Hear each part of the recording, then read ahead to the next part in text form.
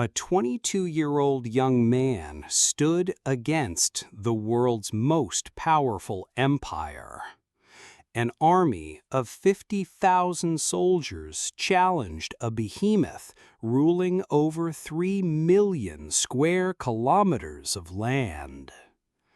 The moment Alexander set foot on Asian soil, no one believed that this king from a remote borderland could shake the millennia-old Persian Empire. But over the next 3 years, this seemingly uneven contest would redraw the map of the ancient world.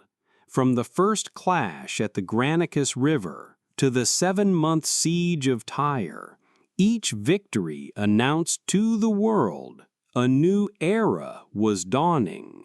In the 4th century BCE, the Persian Empire was like a slumbering giant. It spanned 3 continents, Asia, Africa, and Europe, ruling over countless peoples from the Indus River to Egypt, possessing the largest wealth and military in human history. Yet immense size often implies fragility.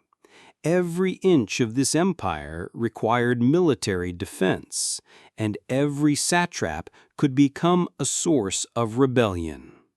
Darius III was not an incompetent ruler, but he inherited a declining empire. Greek mercenaries had already proven that the Persian army was not invincible. Rebellions in Egypt and Babylon were frequent, and the loyalty of the satraps was increasingly questionable. When the Persian king heard that a young Macedonian named Alexander had crossed the Hellespont, he likely regarded it as just another minor Greek adventure. But Alexander was different. He was not a pirate who came to plunder, nor a mercenary captain seeking ransom. He came to conquer all of Asia. This ambition seemed almost insane at the time, yet it was precisely this madness that changed the world. When the Macedonian army set foot on Asian soil, the grand collision between Eastern and Western civilizations officially began. On a morning in May 334 BC, the Granicus River was still a tranquil stream. By dusk, its waters had been stained crimson with blood. The Persian satrap Arsames chose to intercept Alexander here with a simple plan. Use the river as a natural barrier, stationing 20,000 heavy cavalry to guard all crossings and force the Macedonians to meet their doom in the river's currents. Indeed, the Persian cavalry was formidable. Clad in exquisite scale armor, mounted on fine Arabian steeds, and wielding curved Persian swords, they were a sight to behold. In previous wars, such a cavalry charge would have been enough to shatter any enemy force. However, they were not facing ordinary Greek mercenaries, but the Macedonian army, forged through 2 decades of military reforms under Philip II. When Parmenio suggested waiting for a better opportunity, Alexander's reply astonished everyone. "We have crossed the Hellespont, and shall we be checked by this little stream?" This was not merely the arrogance of youth, but a precise judgment of the army's morale. Any hesitation would have led the soldiers to doubt the possibility of success in this expedition. The battle began in the most dramatic fashion. Alexander personally led the companion cavalry into the river, becoming the spearhead of the entire army. This style of leading by example was not uncommon in the Macedonian army, but a cavalry charge through the river was an unprecedented feat. When the Persians saw this young king daring to charge at them first, Many were awestruck by his courage. In the icy river, Alexander nearly lost his life. The battle axe of the Persian nobleman Mithridates almost split his helmet. But fortunately, the black Cletus arrived in time and severed the attacker's arm with a single stroke. Such a life-and-death experience not only tested individual courage, but also demonstrated the unity of the Macedonian army. No one would let their king fight alone. While Alexander was fighting fiercely with the Persian nobles in the river, the main Macedonian infantry had already successfully crossed at other points. The Persians found themselves surrounded. Ahead was the Macedonian king fighting relentlessly, and behind them was a forest of Macedonian spears. Panic proved deadlier than any weapon. As the Persian cavalry began to retreat, the entire battle line collapsed instantly. The true tragedy befell the Greek mercenaries. These 20,000 Greeks who fought for Persia became the target of Alexander's wrath. In his eyes, they were traitors who had betrayed the Greek cause to fight for a foreign power. With the exception of 2,000 prisoners, all of them perished. This brutal act of retribution served both as a political statement and a warning to other Greek mercenaries. The victory at the Granicus River was like opening Pandora's box. A chain reaction of uprisings swept through the Greek cities of Asia Minor. Sardis, Ephesus, Miletus. These Greek colonial cities, which had been under Persian rule for 2 centuries, drove out the Persian satraps and opened their gates to welcome Alexander, the liberator. However, Alexander soon discovered that the role of liberator was far more complex than that of conqueror. These Greek cities held divergent interpretations of freedom. Some desired complete independence, others wished to restore democratic systems, and still others hoped to establish oligarchies. To complicate matters further, many cities were internally divided between pro-Persian and pro-Macedonian factions, which were irreconcilably opposed to each other. Alexander's solution demonstrated political wisdom beyond his years. Instead of simply restoring the independence of these cities, he created a new model of governance. Greek cities were granted autonomy and tax exemptions, but had to acknowledge Macedonian suzerainty. This arrangement satisfied the Greeks' desire for freedom while ensuring Macedonian control over strategic locations. However, not all cities chose to surrender. Halicarnassus, home to the mausoleum, one of the 7 wonders of the world, put up a fierce resistance under the command of the Persian naval leader Memnon. This experienced Greek general, who served the Persians, was well aware of the Macedonian army's weakness, the lack of strong naval support.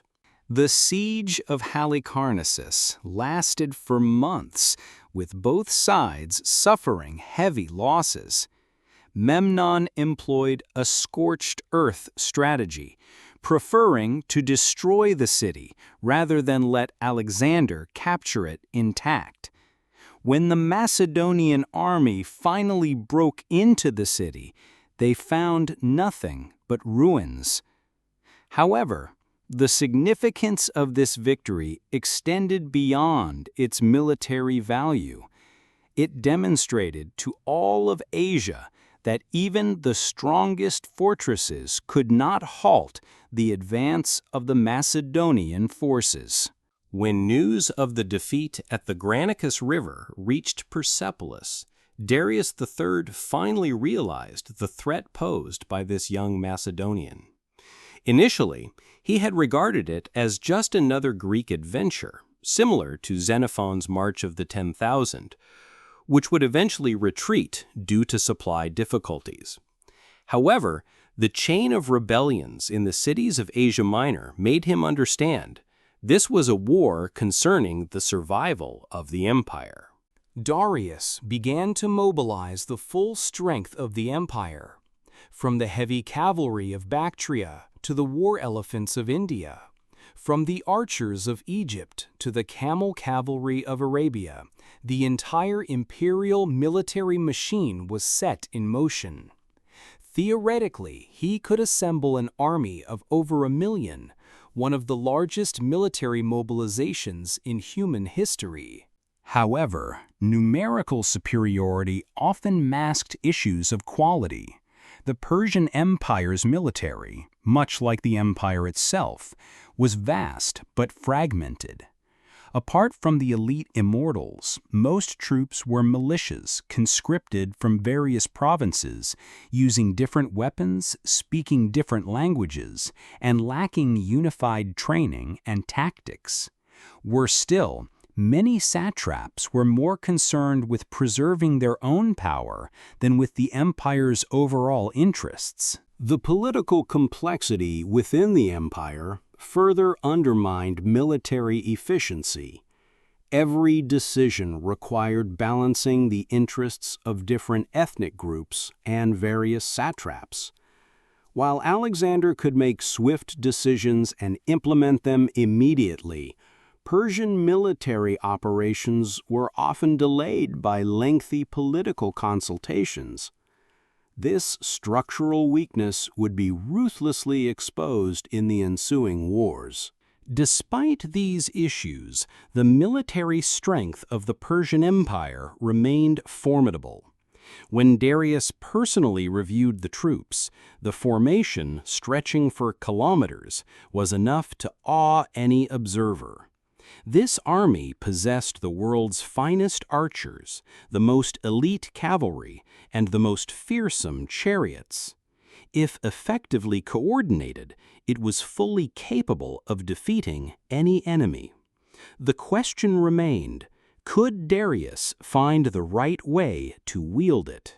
In November 333 BC, the wheel of history turned to a critical moment. On the plains of Issus in southeastern Phaeacia Minor, Alexander and Darius were about to engage in their first direct confrontation. This was not merely a clash between two armies, but a collision of two civilizations and two governing philosophies. Darius committed a fatal strategic error. By choosing to fight on the narrow plain of Issus, he effectively neutralized his own numerical advantage. In this constricted terrain, squeezed between mountains and the coast, the Persian army was unable to deploy fully, thereby giving the Macedonian forces an opportunity to triumph against overwhelming odds. Sometimes great strength requires the right stage to be effective, and Darius chose the wrong one. In the morning mist, two armies began to form their battle lines. Though outnumbered, the Macedonian forces were well arrayed and disciplined. In contrast, the Persian army, despite its massive size, suffered from a chaotic mix of units and poor coordination. Alexander entrusted the main phalanx to Parmenion, while he himself led the companion cavalry on the right flank, preparing to launch a decisive charge. The battle began with the Persians' traditional advantage, a volley of arrows. Thousands of arrows blotted out the sky, and the Macedonian soldiers raised their shields to form a testudo formation, defending against the rain of arrows. However, this long-range assault could only delay the Macedonians' advance, not stop their final charge. When the Macedonian phalanx began to move, the very earth trembled. The might of the Macedonian phalanx was fully demonstrated in close combat. The 6-meter-long sarissa spears formed an impenetrable hedgehog formation, making it impossible for Persian infantry to approach. Even more terrifying was that this hedgehog was constantly advancing, crushing everything in its path into dust. Many Persian soldiers began to retreat even before the spears reached them. However, what truly determined the outcome of the battle was Alexander's personal heroism. When he spotted Darius's golden chariot, he immediately turned his horse and led his companion cavalry in a direct charge toward the Persian king. At that moment, the entire ancient world held its breath. The fate of two empires would be decided by the direct confrontation between these two kings. As Alexander drew closer, Darius's courage completely collapsed. The Persian king abandoned his army and fled in panic on his chariot. A king's flight was more devastating than any military defeat. When the Persian soldiers saw their monarch deserting them, the morale of the entire army instantly disintegrated. The spoils from the Battle of Issus exceeded all expectations. The treasures amassed in the Persian camp were enough to make every Macedonian soldier wealthy. More importantly, Darius's family, his mother, wife, and daughters, were captured by Alexander.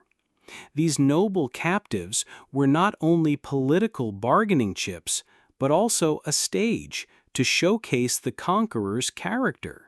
On his way to Egypt, Alexander encountered a legendary challenge in the ancient city of Gordium. The Gordian Knot, an intricate tangle of rope, was said to be unravelable except by the future king of Asia. Local priests and scholars gathered in the temple, eager to witness how the young conqueror would apply his wisdom to solve this age-old puzzle. Alexander's solution astonished everyone. Instead of attempting to untie the knot using traditional methods, he drew his sword and cut it through with one swift strike. Does it matter whether it is untied or cut? This way of thinking defined his entire conquest. When conventional approaches fail to solve a problem, one must dare to create entirely new solutions. However, the true test of Alexander's ability to solve complex problems was the Siege of Tyre. This Phoenician city, built on an island, was the trade hub of the eastern Mediterranean, boasting the most powerful navy and the strongest defenses. The Tyrians confidently rejected Alexander's surrender demand. They believed the sea would forever protect them from land-based armies. The walls of Tyre stood 45 meters high, taller than a modern 15-story building. These walls, built from massive stones, weathered centuries of storms and repelled countless invaders. More importantly, Tyre possessed a powerful navy, enabling it to receive a continuous supply of resources from the sea. In ancient times, such a city was considered impregnable. Alexander's solution once again demonstrated his cutting the Gordian knot way of thinking. Since it was impossible to attack Tyre from the sea, he decided to eliminate the obstacle of the ocean. the Macedonian army embarked on an unprecedented engineering project, constructing a causeway from the mainland to the island of Tyre.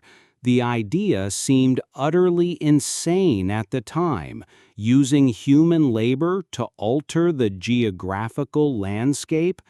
This project required transporting hundreds of thousands of tons of stone and earth. Every stone had to be quarried from distant mountains, and every cartload of earth had to be moved by human labor. In ancient times, without modern machinery, this seemed an almost impossible task. Yet the Macedonian soldiers demonstrated astonishing perseverance, fighting by day and building the seawall by night, turning the impossible into reality. Of course, the Tyrians did not stand idly by. They sent fire ships to attack the seawall under construction, launched massive stones at the construction site with catapults, and even dispatched divers to sabotage completed sections of the work under the cover of night. The siege evolved into a contest of technology and willpower, with both sides employing the most advanced offensive and defensive techniques of the time. 7 months later, a miracle was born. A 60-meter-wide seawall connected the mainland to the island of Tyre, which was no longer an island city. When Macedonian siege engines advanced along the seawall toward the city walls, the people of Tyre knew their doom had arrived. Their oceanic barrier had been conquered by human willpower. The retribution following the city's fall was horrific. 8,000 Tyrians were slaughtered, and 30,000 were sold into slavery. This extreme violence served both as punishment for prolonged resistance and as a warning to other cities. Alexander demonstrated a simple yet brutal truth to the world. The cost of resisting Macedon would be utter destruction. In the autumn of 332 BC, when Alexander's army appeared at the borders of Egypt, this ancient civilization was undergoing a quiet revolution.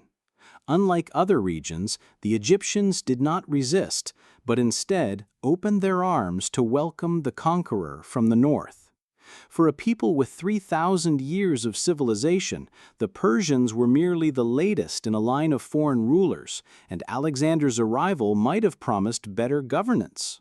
More importantly, Alexander demonstrated a profound respect for Egyptian culture. Unlike the Persian rulers who attempted to forcibly alter Egypt's religion and traditions, he proactively studied Egyptian culture, visited local temples, and accepted guidance from the priests.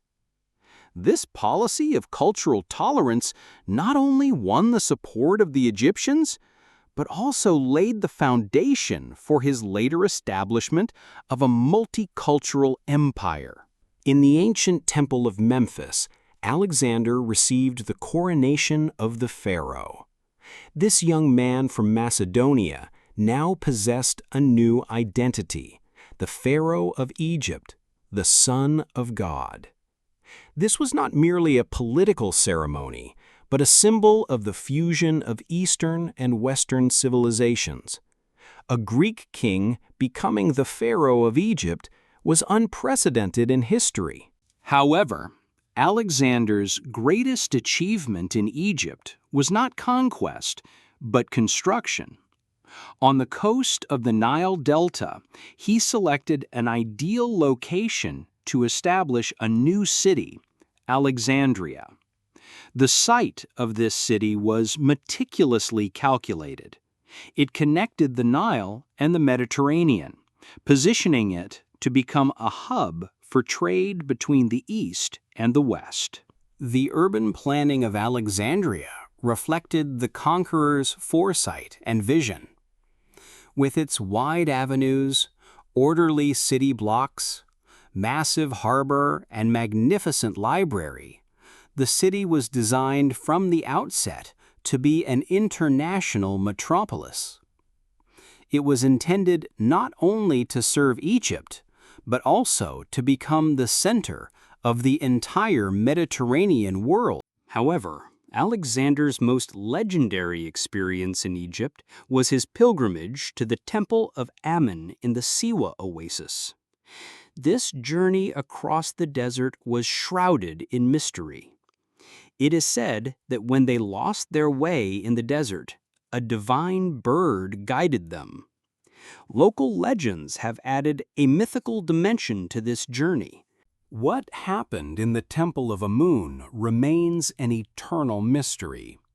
The priests declared Alexander to be the son of Amun, possessing a divine bloodline. Whether this proclamation was a political necessity or a genuine divine revelation, it profoundly influenced Alexander's self-perception. From that moment on, he was not merely the king of Macedonia, but also the incarnation of a god. From the initial victory at the Granicus River to the sacred coronation as Pharaoh of Egypt, Alexander conquered the western half of the Persian Empire in just 3 years. Yet this was more than territorial expansion. It was a collision and fusion of civilizations. With Macedonian military might, he opened the door to exchanges between Eastern and Western civilizations, creating an unprecedented multicultural world. However, this epic conquest was far from over. On the plains of Gaugamela in Mesopotamia, Darius III was gathering the empire's final forces, preparing for the ultimate showdown with Alexander. This battle would determine the fate of the Persian Empire and whether Alexander could truly become the king of Asia. When the young conqueror stood on the soil of Egypt, gazing toward the distant east, he heard the call of history. There lay vaster lands awaiting conquest, older civilizations awaiting encounter, and greater legends awaiting creation. The call of the East persisted, and Alexander's response would shake the ancient world to its core.